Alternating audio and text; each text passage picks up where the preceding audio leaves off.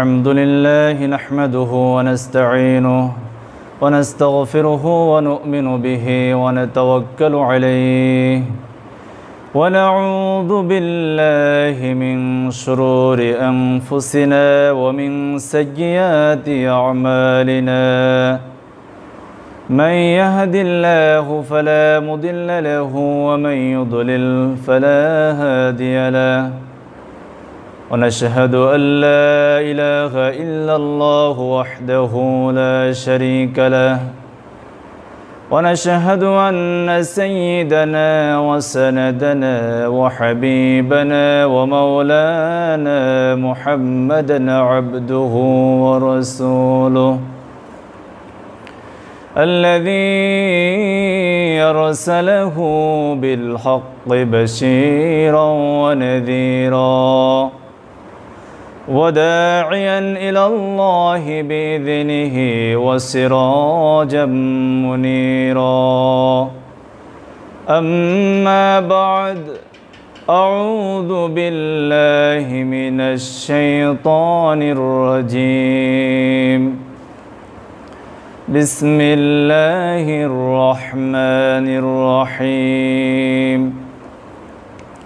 إن الله وملائكته يصلون على النبي يا أيها الذين آمنوا صلوا عليه وسلموا تسليما اللهم صل على محمد وعلى آل محمد كما صليت على إبراهيم وعلى آل إبراهيم إنك حميد مجيد اللهم بارك على محمد وعلى آل محمد كما باركت على إبراهيم وعلى آل إبراهيم إنك حميد مجيد সকল প্রশংসা মহান আল্লাহ রাব্বুল আলামিনের জন্য, যিনি আমাদেরকে সুস্থ রেখেছেন, সুস্থতার সাথে আল্লাহর ঘর, পৃথিবীর শ্রেষ্ঠ জায়গা মসজিদে আসার তৌফিক দান করেছেন এবং জুমার সালাত আদায় করার সুযোগ করে দিয়েছেন। সকলে বলি আলহামদুলিল্লাহ।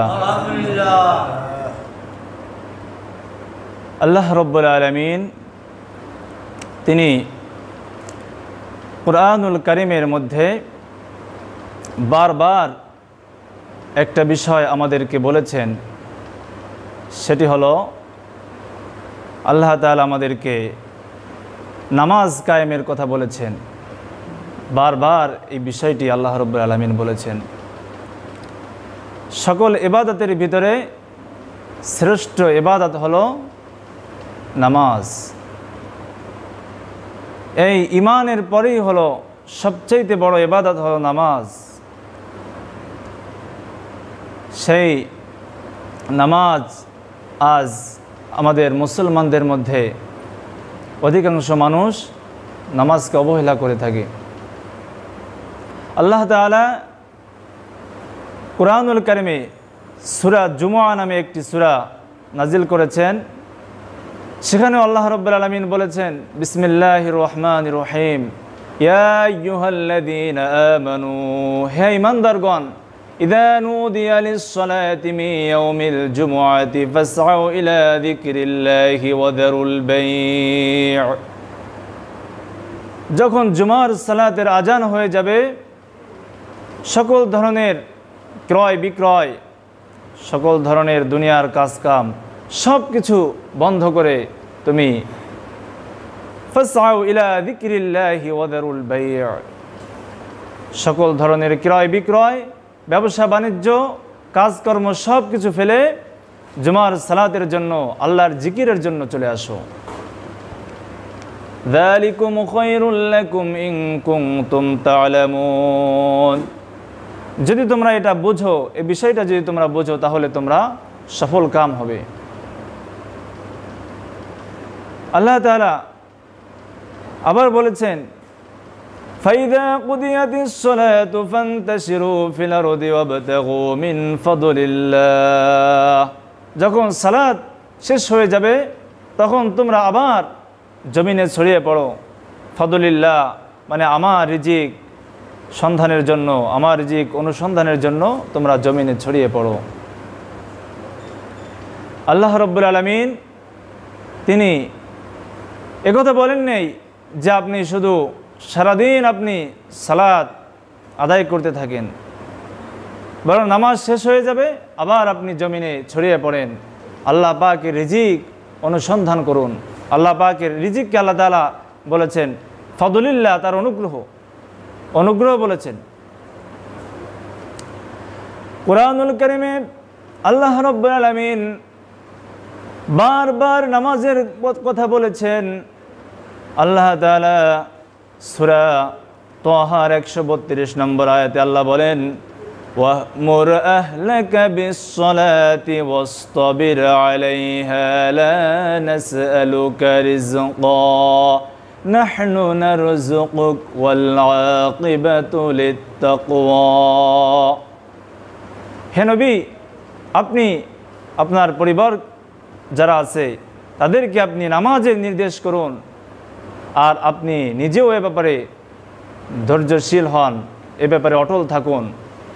আপনার কাছে আমি রিজিক চাই না, বরং রিজিক আমি আপনাকে দেব। ওয়াল আকিবাতু লিত-তাকওয়া, আর যারা তাকওয়াবান তারাই হচ্ছে প্রকৃত সফল কাম। যারা তাকওয়াবান হবেন তারাই প্রকৃত সফল কাম হবেন। আল্লাহ তাআলা এখানে নামাজের কথা বলেই তিনি তাকওয়ার কথা বলেছেন যে তাকওয়াবান যারা হবেন তারা সফল কাম হবেন।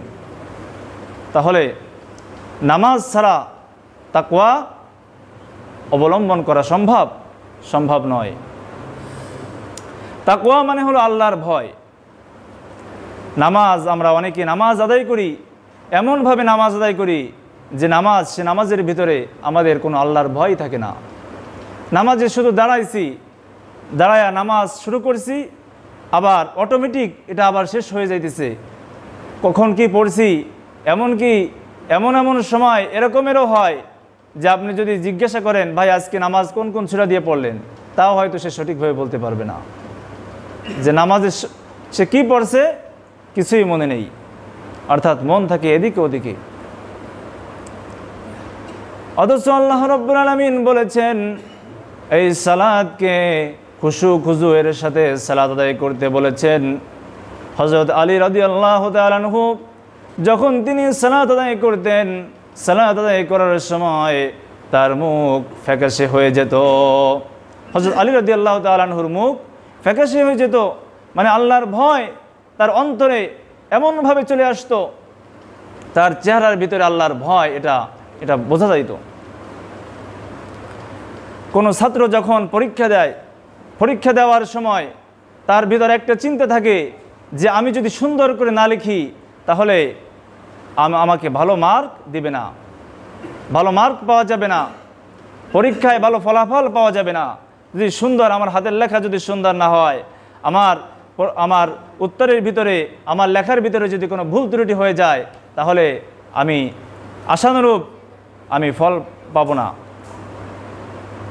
নামাজ পড়তে আসলেও আমাদের সেই চিন্তা থাকতে হবে যে আমি আল্লাহর সামনে দাঁড়িয়েছি, আল্লাহর ভয় নিয়ে নামাজটা আদায় করতে হবে, যে আল্লাহ রাব্বুল আলামিন আমাকে দেখতেছেন। আমি যদিও আল্লাহকে দেখি না, কিন্তু আল্লাহ তাআলা আমাকে দেখতেছেন।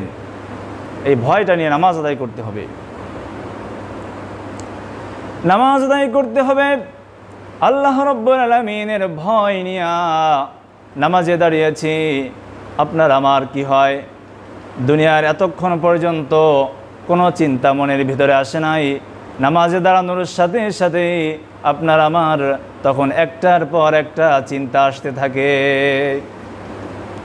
তখন দুনিয়ার সব কিছু মনে হয়, এমন কথা মনে হয় যেই কথা কোনো প্রয়োজন না, অপ্রয়োজনীয় কথা, এগুলি আমরা নামাজের ভিতরে চিন্তা করতে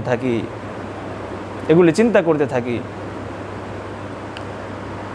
আমি আপনাদেরকে ছোট্ট একটি ঘটনা বলবো কিভাবে নামাজ আদায় করতে হয়, আল্লাহর ওলিরা কিভাবে সালাত আদায় করেছেন, তাদের সালাতটা কেমন ছিল। হযরতে জুনায়েদ বাগদাদী রাহমাতুল্লাহ আলাইহি তার একজন মুরিদ ছিল, তার নাম হলো শিবলি রহমাতুল্লাহ আলাইহি। দুইজন একবার কোথাও ছিলেন সফরে, হঠাৎ করে আসরের নামাজের সময় হয়ে গেল। জুনাইদ বাগদাদি রহমাতুল্লাহ আলাইহি বলতেছেন, শিবলি রে, এখন তো আসরের সালাতের সময় হয়ে গেল, আমরা এখন আসরের সালাত আদায় করব, কিন্তু দেখো তো কোথাও একটা লোককে পাওয়া যায় নাকি? যদি একটা লোক পাওয়া যায় তাহলে আমরা জামাতের সাথে তিনজনে একসাথে সালাত আদায় করব। জামাতের সালাত আদায় করা আর একাকী সালাত আদায় করার পার্থক্য আছে না নেই? যারা জামাতের সাথে সালাত আদায় করবেন, আল্লাহ রাব্বুল আলামিন তাদেরকে 27 গুণ বেশি সওয়াব দিয়ে দিবেন। আর জামাতের সাথে নামাজ আদায় করলে শুধু যে সওয়াব বেশি হবে তা নয়, আল্লাহ রাব্বুল আলামিন এমন ব্যবস্থা করে রেখেছেন আমাদের জন্য যে দেখুন, এই আমরা যখন জামাতের সাথে সালাত আদায় করতে আসব, আমাদের মুসলমান এক মুসলমান আর এক মুসলমানের কি ভাই, আমাদের সব ভাইয়ের সাথে দেখা সাক্ষাৎ হয়ে যাবে কি না? এক মুমিন আর এক মুমিন কি ভাই ভাই, মুমিনের সাথে মুমিনের দেখা সাক্ষাৎ হয়ে যাবে। আল্লাহ তাআলা কত সুন্দর সিস্টেম আমাদের জন্য করেছেন যে একজন মুমিন দৈনিক 5 বার তার আরেক মুমিন ভাইয়ের সাথে সাক্ষাৎ করবে। মসজিদে এসে মসজিদে আসবে তো আরেক মুমিন ভাইয়ের সাথে সাক্ষাৎ হয়ে যাবে, সালাত আদায় করা হয়ে যাবে। আবার আল্লাহ রাব্বুল আলামিন সপ্তাহে একটি দিন আমাদের জন্য দিয়েছেন, সেটি হলো জুমার দিন।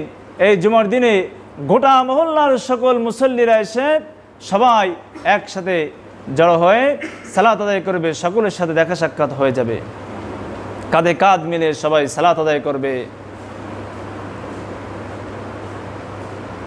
তাহলে এই নামাজ শুধু আমাদের একটি ইবাদত নয়, এটি সামাজিক দিক থেকেও বিরাট ভূমিকা পালন করে।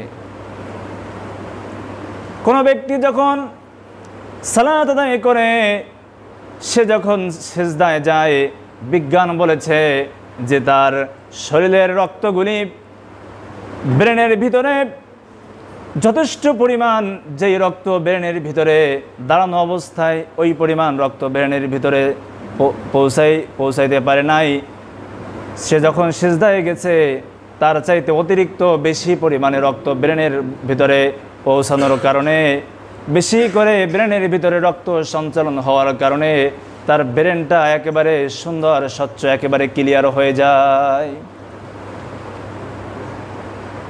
তো যে ঘটনাটি আপনাদেরকে বলতেছিলাম, জুনাইদ বাগদাদি রহমাতুল্লাহ আলাইহি আর শিবলি রহমাতুল্লাহ আলাইহি আসরের নামাজের সময় হয়ে গেল, তারা নামাজের সময় তারা আরেকজনকে খুঁজতেছেন, 3 জন মিলে একসাথে সালাত আদায় করবেন, দেখি আরেকজন পাওয়া যায় কিনা। খুঁজতে খুঁজতে হঠাৎ করে একজনকে পেয়ে গেলেন। দেখতেছেন একটা লোক কাঠ কেটে জঙ্গলের ভিতর থেকে বের হতেছে, তিনি হলেন কাঠুরিয়া। এবার তাকে বলতেছে, কাঠুরিয়া ভাই তুমি আসো, আমাদের সাথে তুমি সালাত আদায় করো, তাহলে 3 জন হয়ে যাবে, 3 জন মিলে আমরা একসাথে সালাত আদায় করব। কাঠুরিয়া বলল, ঠিক আছে আমিও সালাত আদায় করব। বলে তাহলে ওযু করে আসো। কিন্তু কাঠুরিয়া কি জবাব দিল? কাঠুরিয়া বলল, আমি একজন মুসলমান, আমি তো জানি মুসলমান কখনো ওযু ছাড়া থাকতে পারে না। কাঠুরিও কেমন কাঠুরিয়া, আল্লাহর ওলির সাথে আর এক আল্লাহর ওলির দেখা হয়ে গেল, ওযু ছাড়া কখনো থাকে না। এটিও একটা আমল। হযরতে বেলাল রাদিয়াল্লাহু তাআলা আনহু তিনি আমলটি করতেন। রাসূলুল্লাহ সাল্লাল্লাহু আলাইহি ওয়াসাল্লাম যখন মেরাজে গিয়েছিলেন, তখন বেলাল রাদিয়াল্লাহু তাআলা আনহুর মনে হচ্ছিল যেন তার চতুর্পাশ থেকে, নবীজির চতুর্পাশ থেকে বেলাল রাদিয়াল্লাহু তাআলা আনহু হাঁটতেছেন। মেরাজ থেকে আসার পরে নবীজি সাল্লাল্লাহু আলাইহি ওয়াসাল্লাম জিজ্ঞাসা করলেন, বেলাল, আমার কাছে তো মনে হচ্ছিল যখন আমি মেরাজে গিয়েছিলাম, জিবরাইল আমাকে ধুইয়া যখন একা একা রেখে চলে গেলেন, তখন আমার ভিতরে একটু আতঙ্ক কাজ করতেছিল। তখন আমার কাছে মনে হচ্ছিল যেন তুমি আমার পাশ থেকে তোমার খরমের আওয়াজ আমার কাছে মনে হচ্ছিল যেন তুমি হাঁটতেছো। বলো তো তুমি কি আমল করো, তুমি এমন কি আমল করো? বেলাল রাদিয়াল্লাহু তাআলা আনহু কেঁদে ফেললেন, বললেন ইয়া রাসূলুল্লাহ, আমি তো এমন কোনো আমল করি না অতিরিক্ত, শুধু সালাত আপনারা যা আদায় করেন, সালাত, সিয়াম, কোরআন তেলাওয়াত, এর চাইতে বেশি অতিরিক্ত তো কোনো আমল আমার নেই। কিন্তু একটা আমল আছে আমার, যখন আমার ওযু চলে যায় সাথে সাথে আমি আবার ওযু করি, ওযু করে আমি 2 রাকাত তাহিয়াতুল ওযুর 2 রাকাত সালাত আদায় করি। নবী সাল্লাল্লাহু আলাইহি ওয়াসাল্লাম বললেন, হ্যাঁ ঠিক আছে বেলাল, তোমার এই আমলের কারণেই আল্লাহ তাআলা তোমাকে এই মর্যাদা দিয়েছেন। কাঠুরিয়া বলল, ওযু ছাড়া যে কোনো মুসলমান থাকতে পারে এটা তো আমার পূর্বে জানা ছিল না। আমার ওযু আছে, আমার ওযু করতে হবে না। এবার জুনায়েদ বাগদাদী রহমাতুল্লাহ আলাইহি মনে মনে ভাবতেছেন, এত বড় আল্লাহর ওলি আজকে জঙ্গলের কাঠ কাটে কার সাথে আমার দেখা হয়ে গেল। বলতেছে তার মুরিদকে, শিবলি, আজকে আসরের নামাজের ইমামতি তুমিও করবা না, আমিও করব না, আজকে এই আসরের নামাজের ইমামতি করবে কাঠুরিয়া। কাঠুরিয়াকে বলল, কাঠুরিয়া তুমি সালাতের ইমামতি করো। সে রাজি হয় না, সে বলে না আমি ইমামতি করব না। বলে তোমার ইমামতি করতেই হবে, কোনো কথায় কাজ হবে না। বলে আমি ইমামতি করতে পারি, কিন্তু আমার একটা শর্ত আছে, আমি নামাজ পড়ায়া আমি চলে যাব, আমার কাছে কোনো প্রশ্ন করা যাবে না, কিছু আমার কাছে জিজ্ঞাসা করা যাবে না। বলে হ্যাঁ ঠিক আছে, তোমার কাছে কিছু জিজ্ঞাসা করা হবে না, তুমি ইমামতি করো, সালাতের ইমামতি করো। সালাতের ইমামতি শুরু করে দিলেন। দীর্ঘ সময় হয়ে গেল। এত সময় কোনো মানুষ সালাতে দাঁড়িয়ে একসাথে ইমামতি করে না, নামাজ আদায় করে না। এত সময়, লম্বা সময় নামাজ আদায় করলেন। এবার তার মনের ভিতরে প্রশ্ন জাগলো যে এত লম্বা সময় ধরে কেন নামাজ আদায় করলেন। এবার প্রশ্ন করা শুরু করে দিল। বলে আমি তো আগেই বলেছি আমাকে কোনো প্রশ্ন করা যাবে না। বলে না, তোমাকে বলতে হবে এত লম্বা সময় নিয়ে কেন নামাজ আদায় করলা। আজকে যদি আমি জুমার নামাজটা যদি 1 ঘন্টা লম্বা করে দেই, কি আপনারা জিজ্ঞাসা করবেন না যে হুজুর এত লম্বা হলো কেন নামাজ? জিজ্ঞাসা করবেন কি না? কাঠুরিয়া সে বলল, ঠিক আছে, অনেক যখন বলতেছেন তাহলে তো আমি আর না বলে পারতেছি না। আমি যখন সালাত আদায় করলাম, আমি যখন পড়লাম আলহামদুলিল্লাহি রাব্বিল আলামিন, আমার আল্লাহ তাআলা যতক্ষণ পর্যন্ত আসমান থেকে জবাব না দিয়েছে হামিদানি আবদি, আমি তখন 2য় আয়াত পড়ি নাই। আমি বলেছি আর রহমানির রহিম মালিকি ইয়াউমিদ্দিন, আমার আল্লাহ যতক্ষণ পর্যন্ত না বলেছে মাজ্জাদানি আবদি, আমি ততক্ষণ পর্যন্ত আমি 2য় আয়াত পড়ি নাই। আমি 1 আয়াত পড়েছি, আমার আল্লাহ জবাব দিয়েছে। আল্লাহ তাআলা যদি আমার নামাজের সালাতের জবাব না দিতেন, আর এভাবে যদি আমি সালাত আদায় করতে থাকতাম, তাহলে কিয়ামত পর্যন্ত এই সালাত লম্বা হয়ে যেত। আমি এই সালাত থেকে আমি শেষ করতে পারতাম না, সালাত আমি শেষ করতে পারতাম না। সালাতের ভিতরে আমি এমন মজা পাচ্ছিলাম। আর আজকাল আমাদের অবস্থা হচ্ছে, নামাজ পড়তে আসলে দুনিয়ার সব জায়গায় আমরা ঘন্টার পর ঘন্টা সময় আমরা ব্যয় করি। মোবাইলের ভিতরে আজকে একটা গুরুত্বপূর্ণ জিনিস দেখার জন্য মোবাইলটাকে অন করলাম, কিন্তু অন করার সাথে সাথে দেখতেছি আরেকটা জিনিস চলে আসছে, এভাবে দেখতে দেখতে ঘন্টার পর ঘন্টা পার হয়ে যায়। এরকম হয় কি না? কিন্তু সালাতে আসলে আমাদের ব্যস্ততা, অথচ আল্লাহ রাব্বুল আলামিন কুরআনুল কারীমের মধ্যে বলেছেন, সূরা মুমিনুনের শুরুতেই আল্লাহ রাব্বুল আলামিন বলেছেন, ক্বাদ আফলাহাল মুমিনুন আল্লাযীনা হুম ফি সালাতিহিম খাশিউন। অবশ্যই যারা মুমিন তারা সফলকাম হয়েছে, তারা সফলকাম হয়েছে। কিন্তু তারা হলো সালাত খুশু সাথে সালাত আদায় করে। কোনো মুমিন সালাত আদায় করবে না, এটা তো হতেই পারে না। বরং মুমিন খুশু খুজু এর সাথে সালাত আদায় করবে। খুশু এবং খুজু মানে হলো আপনি এমনভাবে সালাতটা আদায় করবেন যে বাহির থেকেও দেখা যাবে যে আপনি সালাতটাকে সুন্দরভাবে আদায় করতেছেন, আর আপনার অন্তরটাও থাকবে আল্লাহর দিকে।